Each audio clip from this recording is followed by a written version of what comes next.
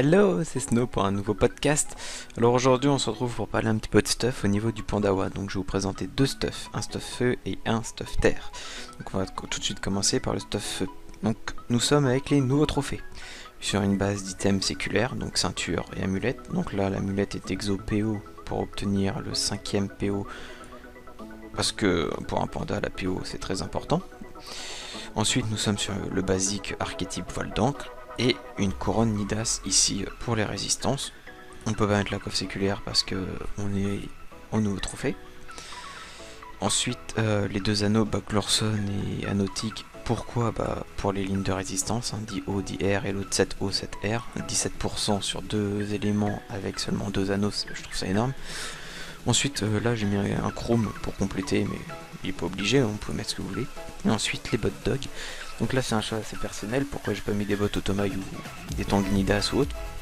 Alors tongs Nidas on pourrait pas par rapport au trophée, mais c'est surtout pour le double PM ici, qui me permet de donc gagner une place trophée, et donc mettre par exemple un trophée 12% de résistance au lieu d'avoir seulement 10% terre avec des bottes Automail. Donc 2% de gagné, au niveau des stats c'est kiff kiff. Sinon au niveau des Tofus et des trophées, c'est un ocre classique avec le trophée PA. Trophée Vita pour monter un petit peu parce que sinon j'étais faible, en dessous de 4004 je trouve ça un peu faible moi, et 2 trophées Intel pour monter. On voit donc qu'on est à 1100 d'Intel, 4 invocations, 5 PO, bon 6 classiques, hein. Je joue jamais en 12 PA, question personnelle aussi, hein. Et ensuite 83 de dommages feu. Alors quand on regarde la théorie au niveau de l'archétype, on va pas regarder les CC ici parce que nous sommes seulement à 37%. Donc les soins évoluent entre 823 et 1558. Donc ça peut faire de très jolis soins pour 7 de PO. Et au niveau des dommages, la flasque explosive, encore une fois on va pas regarder les coups critiques parce que nous sommes à 32%. Ça évolue entre 591 et 491 excusez-moi et 539. Ensuite le point enflammé 550 560 en moyenne. Donc les dommages sont plutôt corrects et le vertige c'est du 120 par PM utilisé. Donc on arrive à soigner, à avoir des bonnes résistances et à taper, c'est le principal. Donc les résistances elles évoluent entre 18 et 37% avec une initiative 2000 d'ini de base, c'est plutôt pas mal. On l'esquive PAPM un peu faible, mais on peut toujours la rajouter un petit trophée ici pour combler le tout. Donc on va passer en pratique. Donc bon, toujours un petit peu moins en pratique, hein, voilà. Alors ici par contre j'ai mis un chrome terre, mais ça change strictement rien. Et j'ai mis le tutu pour combler parce que contre un putsch c'est très bien un tutu, voilà. Donc nous allons voir ça.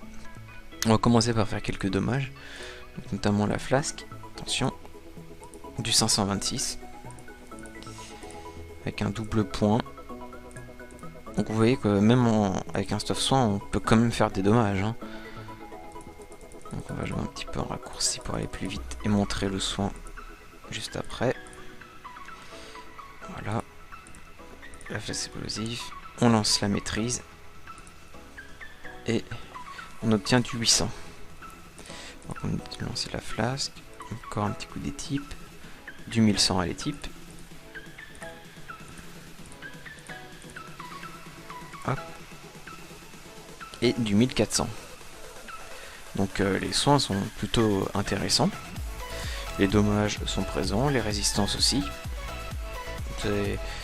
C'est pour moi l'un des meilleurs stuff feu soin, sachant que on a toujours la possibilité, si on veut augmenter nos résistances, d'enlever la couronne Nidas et de mettre à la place une coiffe Dragueuf. Hop. Et donc là ça augmente vraiment les résistances. Donc on peut voir, hein, ici on devient un vrai tank. Il suffit juste de rajouter encore un petit trophée résistance terre, puis là vous êtes sûr de pas vous faire focus. Donc on va passer au stuff terre, je vous retrouve dans quelques minutes. Et voilà, on se retrouve donc pour le mode terre. Donc ici on est dans un mode pour taper principalement, et une opti, on va dire Coliseum, hein. En perco c'est aussi viable, mais il faut faire attention parce que 5v5 c'est peut-être pas le but du panda de taper à fond. Mais bon, donc on peut voir que là on n'est pas avec les no trophées, tout simplement parce que avec les no trophées j'avais pas les stats que je voulais. On est donc en full brousse avec 2 items mystiques pour les bonus panneaux, hein, qui sont totalement excellents et connus maintenant.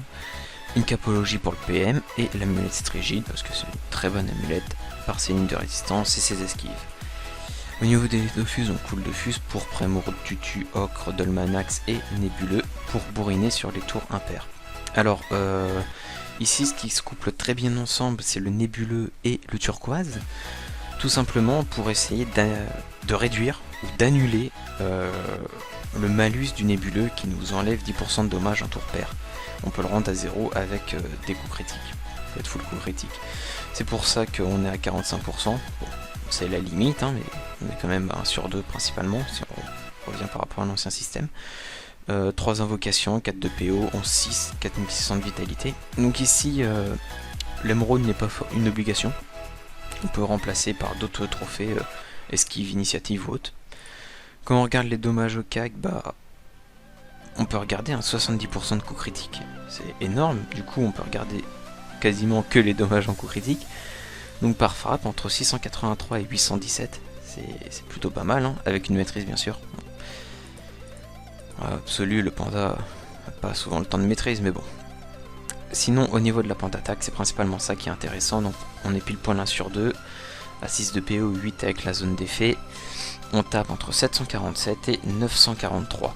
Sachant que là, les dommages du nébuleux ne sont pas comptés, donc on peut voir, on verra ce que ça donne avec le nébuleux et les augmentations de dommages grâce au turquoise. Sinon, il y a aussi les dommages de la gueule de bois, entre 398 et 527. Donc de gros dommages en perspective, hein. On va donc voir côté pratique ce que ça donne. Donc au niveau des stats on reprend, on a les mêmes, hein. 34 de tacle et 31 de fuite. Ah, les résistances. Donc les résistances sont nettement plus faibles, sachant qu'il y a un chrome 26 terre ici. Mais bon, comme je l'ai dit, c'est principalement pour colis et pour bourriner. Donc attention, il faut faire gaffe aux 0% neutre sur les punitions ou les dax rambat, ça peut faire très mal, même si la picole permet de réduire légèrement. Sinon, au niveau des stats, on est dans la moyenne, entre 20 et 34, on va dire que ça passe. L'esquive PM qui est très élevé grâce à la panoplie brousse, et le retrait, on s'en fout. Donc nous allons voir ce que ça donne en tant que dommage. Hop, on va s'éloigner un petit peu, hein. On n'est pas full vie, mais c'est pas intéressant. Ah, pareil que tout à l'heure, on n'a pas remis les sorts, c'est pas bien. Point d'attaque, voilà. On va donc lâcher quelques points d'attaque.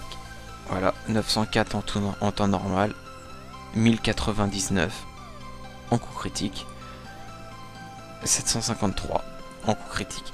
Alors là, on vient de faire des coups critiques, du coup ça nous permet de gagner 2% et donc au final de réduire seulement de 8% nos dommages finaux. Et on peut voir que même en tour impair, enfin en tour pair, ça tape énormément. Bon, ça vaut pas les dommages du tour pair, mais bon. Voilà. Puis une petite pointe d'attaque à 1126. Et que demander de plus, hein. Franchement, ce stuff, il fait totalement le taf en Coliseum, hein. Hop, voilà. En 5 petits tours, le Pucci il est mort. Et une dernière pointe d'attaque. Et voilà. Donc ici, nous sommes vraiment sur un stuff full bourrinage, hein, optique terre. Avec beaucoup moins de résistance. On a donc vu 2 stuffs aujourd'hui, un terre, un feu. On se retrouve très prochainement pour voir un stuff terre-feu que je joue actuellement et un stuff eau, principalement au petit PVM, même si on peut l'utiliser PVP. Bisous bisous.